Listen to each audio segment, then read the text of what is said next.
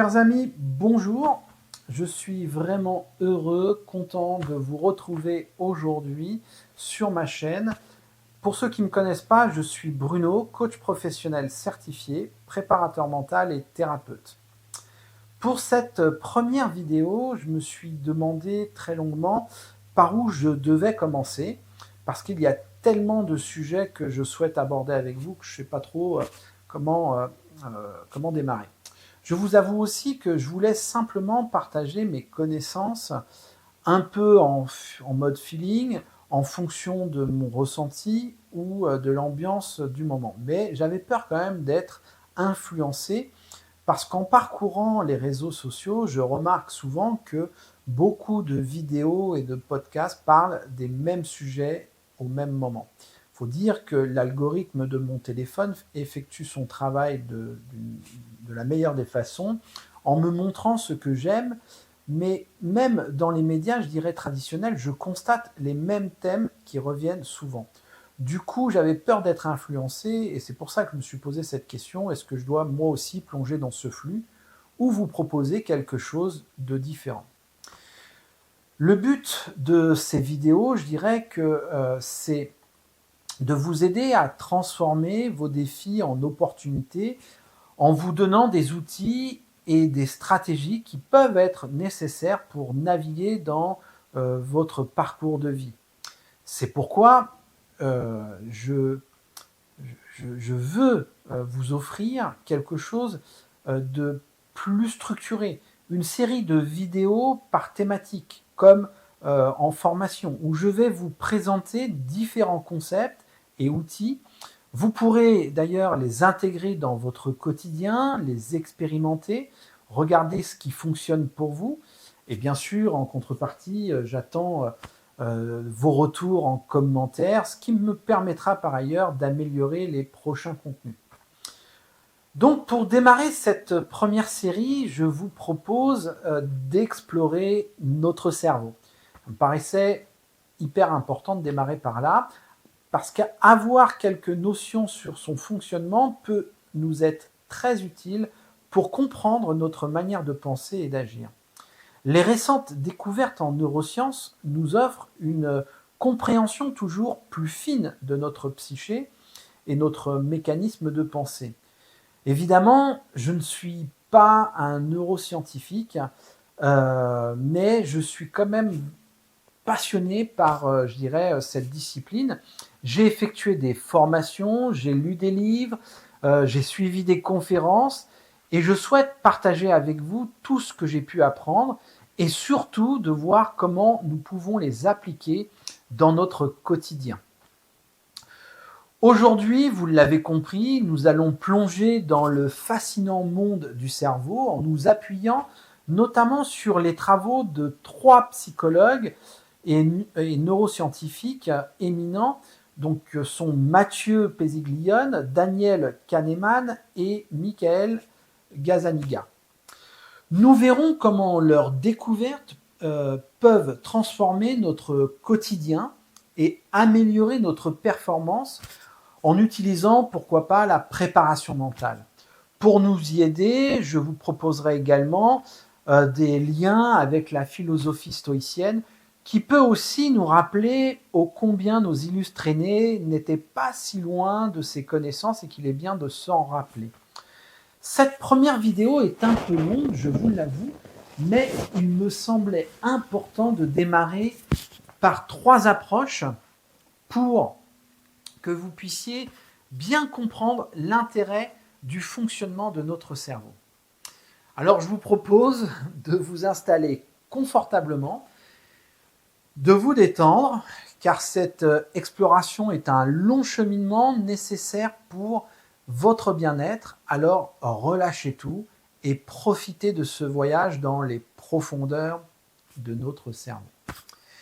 Commençons avec Mathias Peziglione, un expert en neurosciences qui étudie la motivation et la prise de décision. Il a découvert que notre motivation est étroitement liée au système de récompense. En particulier du lien avec la dopamine. donc qui est un neurotransmetteur clé et que nous aurons l'occasion de recroiser dans de prochaines vidéos, évidemment. Dans son livre Les vacances de Momo Sapiens, que voici, il explore ce cerveau humain à travers une approche qui me semble, moi, ludique et accessible, et je vous le recommande vivement. Il distingue deux systèmes de motivation dans notre cerveau. Donc, le premier système est le système de récompense. Ce système est activé lorsque nous anticipons une récompense. Il libère de la dopamine, un neurotransmetteur crucial pour la motivation et par ailleurs le plaisir. Mais ce n'est pas sa première fonction. Sa première fonction, c'est de renforcer la dopamine. En exemple, imaginez que vous êtes en train de préparer un délicieux repas. L'anticipation de savourer le plat déclenche la libération de la dopamine et elle augmente ainsi notre motivation à cuisiner. Le deuxième système est le système d'évitement. Ce système est activé en présence d'une menace ou d'un risque, nous poussant à éviter des situations potentiellement dangereuses. Par exemple, si nous voyons une araignée vénéneuse, notre cerveau active ce système pour nous inciter à prendre la fuite et garantir ainsi notre survie. Il insiste sur l'importance de se fixer des objectifs clairs pour activer ces systèmes de motivation de manière optimale. Il démontre notamment que sans objectif, notre cerveau manque de direction, rendant la motivation difficile à maintenir. Très intéressant. Comme exemple, un étudiant préparant des examens fixera des objectifs de révision quotidienne. En atteignant, chaque objectif, il ressentira une satisfaction qui renforcera sa motivation. Voilà le rôle de la dopamine. Et donc, quel est le rôle des émotions dans ces systèmes? Écoutez bien, Péziglione dit que les émotions jouent un rôle crucial dans notre motivation. Il explique que les émotions dites positives, même ce n'est pas tout à fait dans ce sens-là, comme la joie et l'enthousiasme, peuvent renforcer notre système de récompense, tandis que les émotions comme la peur et l'anxiété active notre système d'évitement.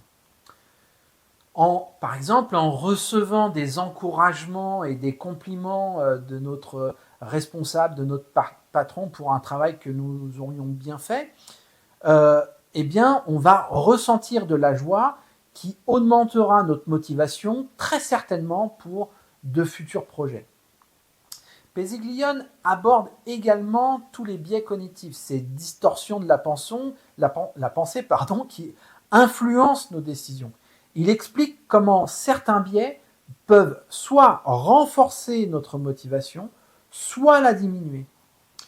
En exemple, les biais de confirmation, par exemple, nous poussent à rechercher des informations qui confirment nos croyances. Si nous croyons fermement en notre capacité à réussir un projet, nous chercherons des preuves de notre succès potentiel, renforçant ainsi notre motivation. Quelles sont les applications pratiques? En premier lieu, je pense qu'il est important de se fixer des objectifs atteignables. Décomposer par exemple des grands projets en tâches plus petites et gérables pour maintenir notamment un flux constant de motivation. Deuxièmement, cultiver des émotions positives, pratiquer la gratitude et chercher des expériences positives pour renforcer le système de récompense.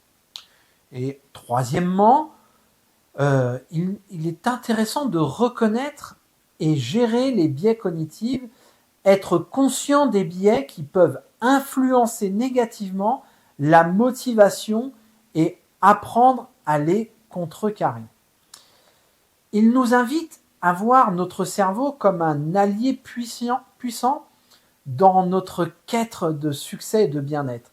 Il montre que comprendre et manipuler ces systèmes de motivation peut avoir un impact profond sur notre efficacité et notre bien-être.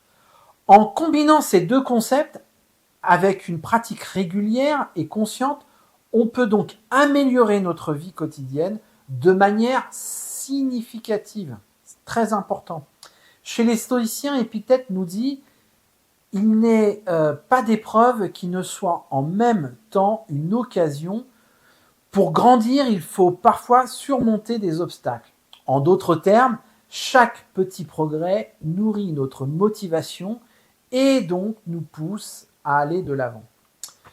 Je vous propose maintenant de nous plonger dans les travaux de Daniel Kahneman qui a révolutionné, pour ma part, notre compréhension de la prise de décision avec son modèle des deux systèmes, un peu comme Peseglione. Lui aussi parle de système 1, système 2, donc deux systèmes. Daniel Kahneman, lauréat et prix Nobel d'économie en 2002, présente son ouvrage Système 1, Système 2, les deux vitesses de la pensée, une exploration approfondie des deux systèmes qui régissent nos pensées et notre prise de décision. Ce livre offre les mécanismes mentaux qui influencent nos choix quotidiens et nos jugements. Kahneman distingue deux systèmes de pensée. Le système 1, qui définit, qui est comme rapide, je dirais intuitif, et ce système fonctionne automatiquement. J'allais dire, c'est pour ça que j'ai un peu bégayé, comme un système archaïque, je dirais. Il est basé sur, par exemple, si je vous donne l'addition 2 plus 2, vous n'avez pas besoin de réfléchir. Vous allez me donner votre réponse immédiatement. Alors que dans le cadre du système 2, qui lui est plus lent et délibératif, ce système plus lent nécessite un effort conscient et est utilisé pour des décisions plus complexes et des analyses logiques. Contrairement à l'exemple précédent, si je vous donne, par exemple, cette multiplication 1256 fois 95, peu de personnes sont capables de me répondre sans réfléchir. Nous avons besoin de nous poser pour répondre à la question. Ça demande plus d'efforts, donc plus d'énergie à notre cerveau. Du coup, il est possible, en fonction de la situation, on abandonne un peu plus vite ces situations, les décisions que nous avons à prendre. Notre cerveau a tendance à vouloir économiser l'énergie et donc répondre avec notre système 1. Il explique que le système 1 utilise des raccourcis mentaux pour simplifier les prises de décision, ce qui peut souvent conduire à des biais cognitifs également. Par exemple, on va reprendre les biais de confirmation. Notre tendance à rechercher, interpréter et se souvenir des informations qui confirment nos croyances antérieures. Par exemple, quand j'écoute ou lis uniquement des articles qui soutiennent mon opinion politique, il y a de fortes chances que je maintienne mes opinions et que je ne suis pas à même de m'ouvrir. Les biais de surconfiance aussi, surestimer nos capacités et nos jugements. Imaginez que vous êtes dans la peau d'un investisseur mettant tous ses fonds dans une seule action en croyant pouvoir prédire le marché avec certitude. Kahneman décrit également comment le cadrage des informations influence nos décisions. Nous réagissons différemment selon que les informations sont présentées en termes de gains ou de pertes. Pour beaucoup d'entre nous, je dirais que nous sommes plus affectés par la perspective de perte que par celle de gain, notamment d'argent. Si on parle d'argent, si je préfère éviter une perte de 10 euros plutôt que de gagner 10 euros. Cela impacte la conscience sur le jugement et donc ma décision.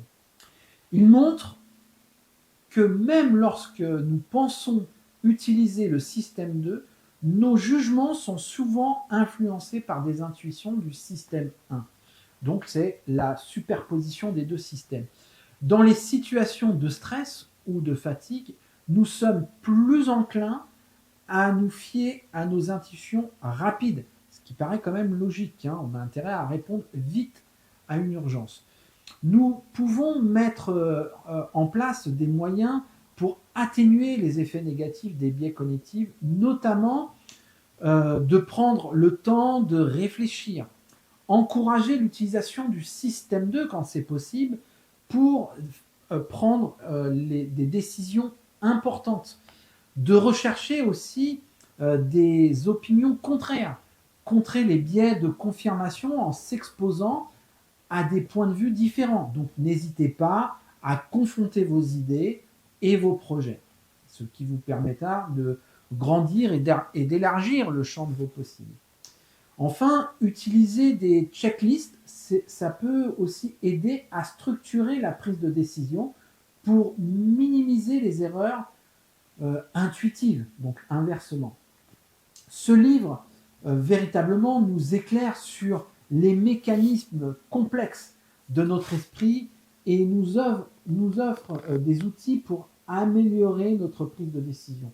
En comprenant et en maîtrisant les deux systèmes de pensée, nous pouvons mieux naviguer dans un monde complexe et incertain. Pour exemple, je dirais, pour une décision d'achat, si je dois choisir entre deux produits identiques dans un magasin, mon système 1 va lui se focaliser sur l'emballage, s'il est plus attrayant, si la marque est bien connue, et ça va donc influencer rapidement ma décision.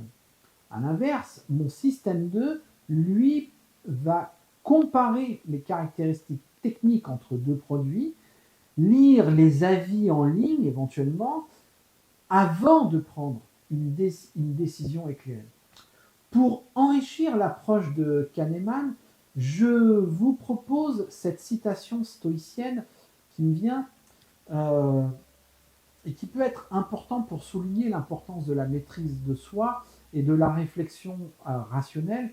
C'est celle de Sénèque qui dit « Ce n'est pas parce que les choses sont difficiles que nous n'osons pas, c'est parce que nous n'osons pas qu'elles sont difficiles. » Cela nous encourage, je pense, à utiliser le système 2 autant que possible pour surmonter les défis et éviter les décisions dites impulsives. Pour finir notre exploration, je propose de plonger dans le livre L'instinct de conscience, qui est une œuvre majeure de Michael Gazzaniga.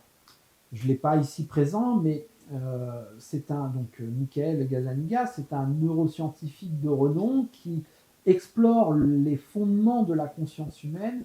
Gazzaniga présente une analyse approfondie de la manière dont le cerveau crée la conscience, tout en explorant l'application de ces découvertes pour notre compréhension de nous-mêmes et de notre place dans le monde.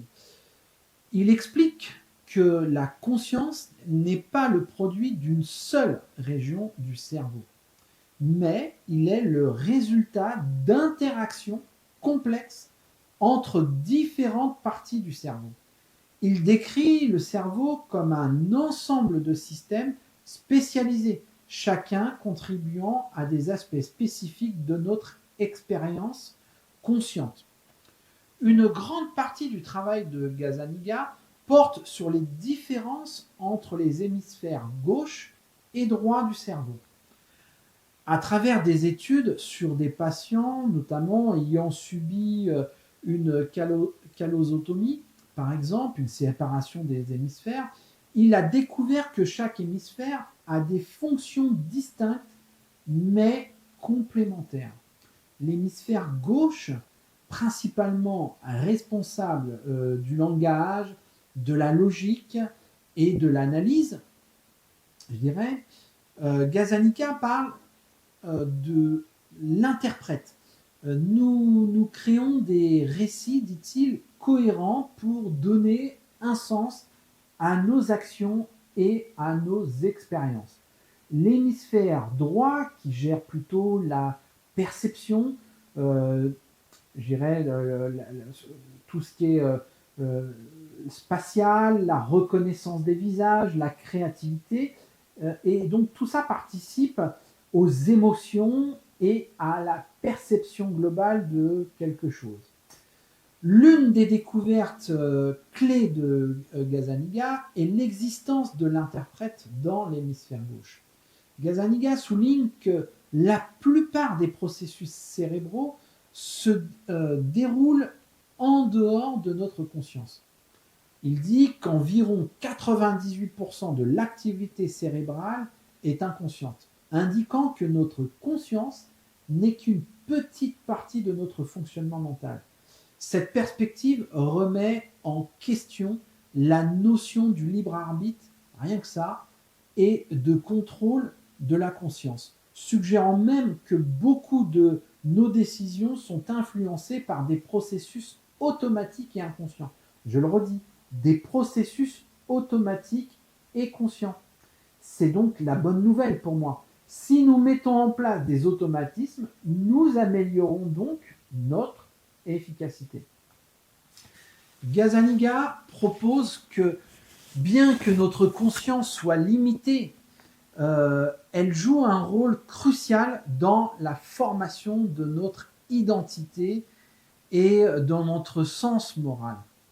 Le livre L'instinct de conscience de Michael Gazzaniga offre une exploration fascinante des mécanismes cérébraux qui sous-tendent, je pense, notre conscience.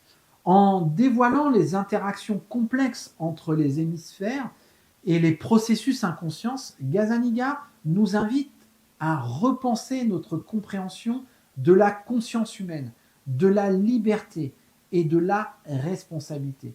Ce livre constitue véritablement une contribution majeure à la neuroscience et à la philosophie de l'esprit, ouvrant pour moi de nouvelles perspectives sur la nature de l'esprit humain.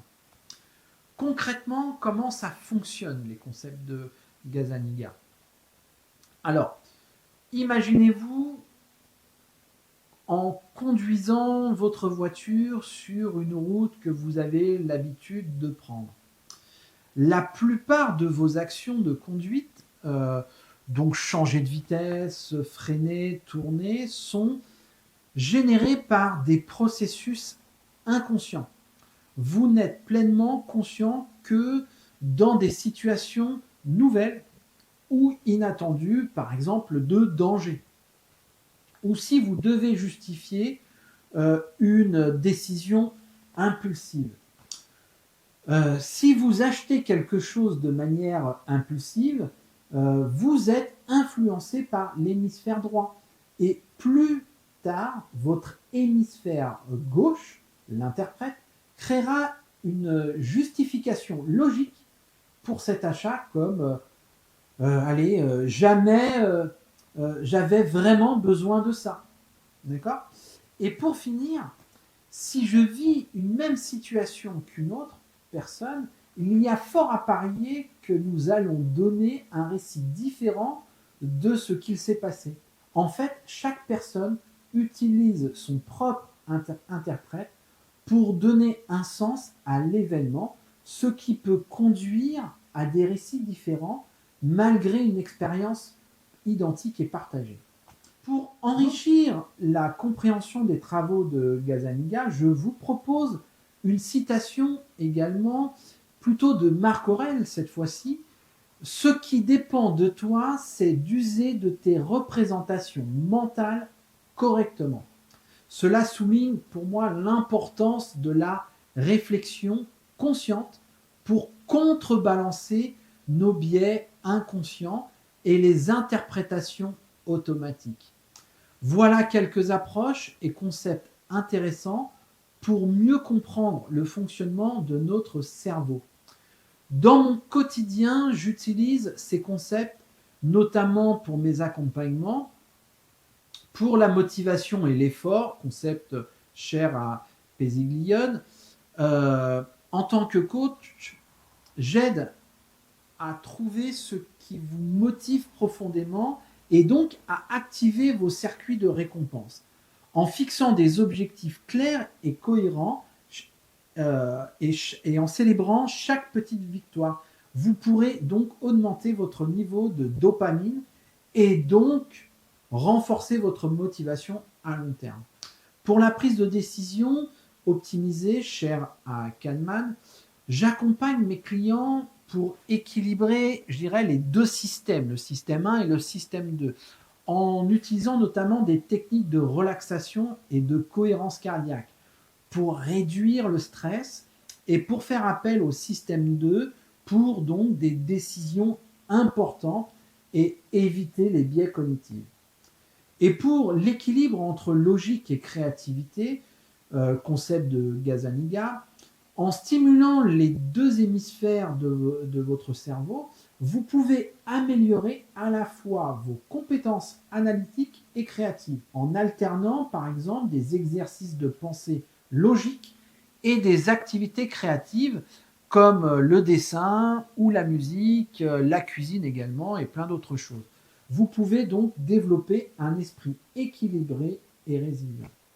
En intégrant les découvertes de ces trois personnes, Péziglione, Kahneman et Gazzaniga, dans votre quotidien, vous pouvez transformer vos défis en opportunités et vous doter d'outils nécessaires pour naviguer avec succès dans le parcours de votre vie.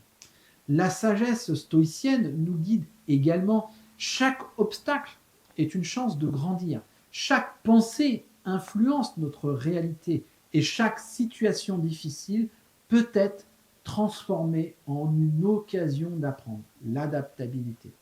Donc voilà, nous sommes arrivés à la fin de cette exploration. Je vous invite et je vous encourage à lire ces mentors et à continuer à explorer les connaissances sur le fonctionnement de notre cerveau. Je vous remercie d'avoir regardé cette vidéo. Si vous avez aimé, n'oubliez pas de vous abonner, de liker et de laisser un commentaire. Je suis impatient de les lire et de continuer cette aventure ensemble. Je vous souhaite à tous, je vous dis à tous à très bientôt pour de nouvelles vidéos.